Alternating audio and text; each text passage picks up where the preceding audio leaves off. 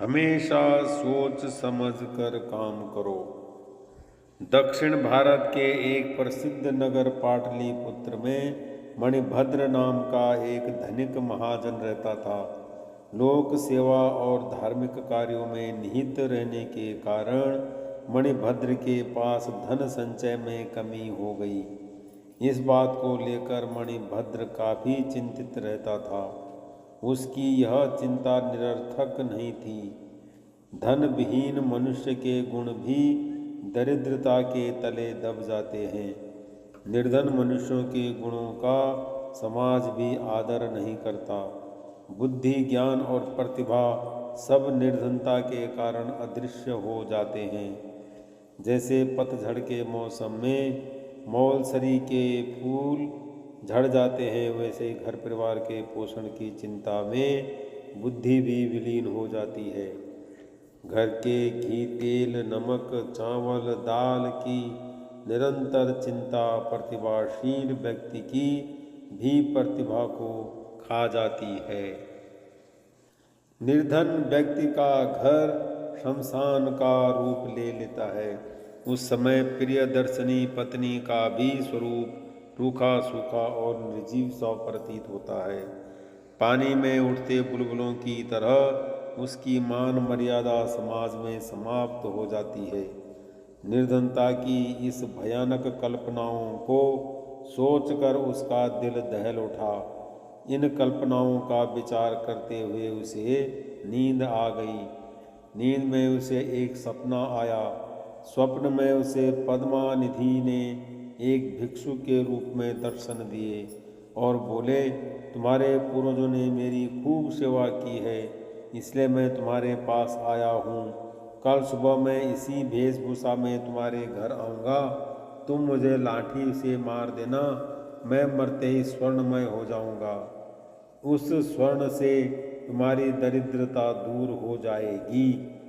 जब सुबह मणिभद्र उठा तो उसके मन में स्वप्न के बारे में विचार आने लगे। साथ में अनेक प्रकार के प्रश्न भी उसके मन में उठने लगे। ना जाने यह सपना सत्य है या असत्य, क्या ऐसा कुछ संभव है या नहीं। इसी प्रकार के विचारों से उसका मन डावाडोल हो रहा था। तभी अचानक उसके द्वार पर एक भिक्षुक आ गया। मणिभद्र को पुनः अपना स्वप्न याद आया और उसने पास पड़ी लाठी उठाकर भिक्षुक के सर पर दे मारी।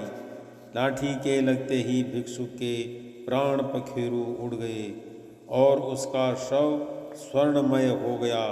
उसने जल्दी से उस शव को अपने घर में छुपा लिया, किंतु इस सब कार्य को करते हुए एक नाई ने देख लिया। मणिभद्र ने नाई को काफी सारा धन देकर इस बात को किसी को भी नहीं कहने के लिए कहा।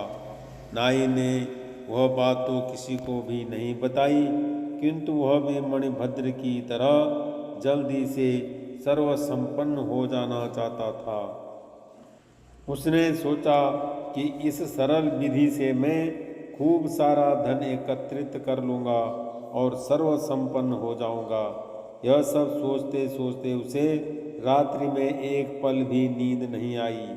अगले दिन सुबह उठकर नाई भिक्षुकों की खोज करने लगा। गांव के पास ही एक मंदिर में भिक्षुकों की एक टोली रुकी हुई थी।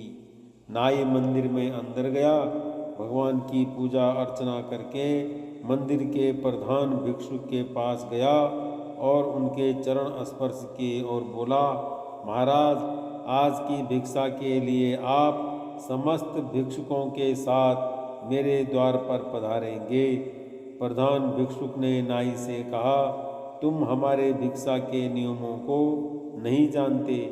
हम उस ब्राह्मणों के कुल से नहीं हैं जो निमंत्रण पाते ही गृहस्थितियों के घर चला जाए। हम भिक्षुक हैं, घूमते घूमते किसी के भी घर पर भिक्षा के लिए चले जाते हैं और वहाँ से भी उतना ही भोजन लेते हैं जितना कि प्राण धारण करने के लिए आवश्यक हो। हम सब किसी दिन घूमते हुए तुम्हारे घर अवश्य आ जाएंगे। प्रधान भिक्षु का उत्तर सुनकर नाई को निराशा हुई। उसने एक नई युक्ति सोची और बोला, मैं आपके नियमों से अच्छी तरीके से परिचित हूँ, किंतु मैं आपको भिक्षा के लिए नहीं बुला रहा हूँ। मेरा उद्देश्य तो आपको पुस्तकें एवं लेखन सामग्री देने का है। इस महान कार्य की सिद्धि आपके आए बिना पूरी नहीं होगी। प्रधान भिक्षुक ने नाई की बात मान ली। नाई जल्दी से अपने घर गया और सब तैयारियां कर ली। नाई अब भिक्षुकों के पास गया और उन सबको अपने घर की तरफ ले गया।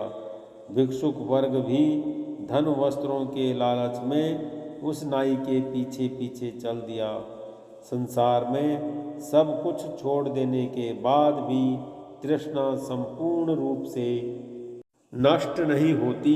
शरीर के सभी अंग बेकार हो जाते हैं, बाल श्वेत हो जाते हैं, चमड़ी रूखी सी हो जाती है, फिर भी हमारे मन की तृष्णा जवान रहती है। उनकी तृष्णा ने उन्हें ठग लिया। नाई सभी भिक्षुकों को अपने घर के अंदर बुलाकर उन सब पर लाठियां बरसाना शुरू कर दी। कई तो लाठियां खाते ही धाराशायी हो गए, कईयों के सर फट गए। इन सब का शोर सुनकर गांव वाले एकत्रित हो गए और एक नगरपाल भी वहां आ गया। उन्होंने वहां आकर देखा कि कई भिक्षुकों के मृत शरीर पड़े हैं और कुछ लोग अपनी जान बचाने के लिए इधर उधर भाग रहे हैं।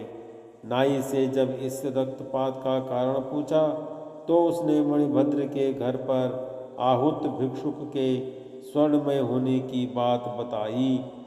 वह भी मणिभद्र की तरह जल्दी से सर्वसंपन्न होना चाहता था, इसलिए उसने ऐसा किया। राज अधिकारियों ने मणिभद्र को बुलाया और पूछा, क्या तुमने भिक्षु की हत्या की है? मणिभद्र ने अपने स्वप्न की कहानी आरंभ से अंत तक सुनाई। राज्य के धर्माधिकारियों ने उस नाई को तो मृत्यु दंड दिया और कहा, ऐसे कुपरीक्षितकारी बिना सोचे काम करने वालों के लिए मृत्यु दंड ही उपयुक्त है। कोई भी कार्य करने से पहले उसे अच्छी तरह जाने, देखें, परखें, उसकी परीक्षा लें, उसके बाद उस कार्य को करना चाहिए, वरना परिणाम नाई की ही तरह होता है।